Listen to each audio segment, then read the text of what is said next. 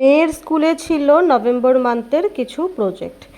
এই প্রজেক্টটা হলো ইউজ অফ ওয়াটার, মানে আমরা ওয়াটার মানে জল কি কি কাজে ইউজ করে থাকি সেই সব বিষয়ে ছিল। তো দেখো আমি করেছি, এটা কীরকম হয়েছে তোমরা প্লিজ একটু কমেন্টে জানাবে। তো আমি এখানে করেছি খাওয়ার জন্য ইউজ হয়, রান্নার জন্য হয়, কাপড় ধোয়ার জন্য হয়, তারপর স্নানের জন্য হয়, ঘর পরিষ্কার করার জন্য হয় এবং গাছপালায় জল দেওয়ার জন্য হয়।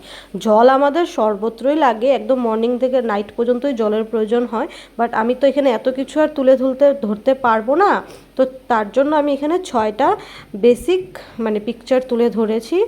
কীরকম হয়েছে আমার এই আর্টটা পুরোটাই কিন্তু আমি করেছি, সম্পূর্ণ আর্টটা প্রথমে আমি পেন্সিল দিয়ে আস্তে আস্তে ড্র করে নিয়েছি, তারপরে ব্ল্যাক মার্কার দিয়ে করেছি, তারপর এখন আমি স্কেচ পেন দিয়ে এটাকে রং করছি। কীরকম হয়েছে একটু জানাবে, ভালো হলেও জানাবে, খারাপ হলেও জানাবে। তোমাদের কমেন্টের উপরে বেস করে আমি কিন্তু আরও বেটার করার চেষ্টা করব।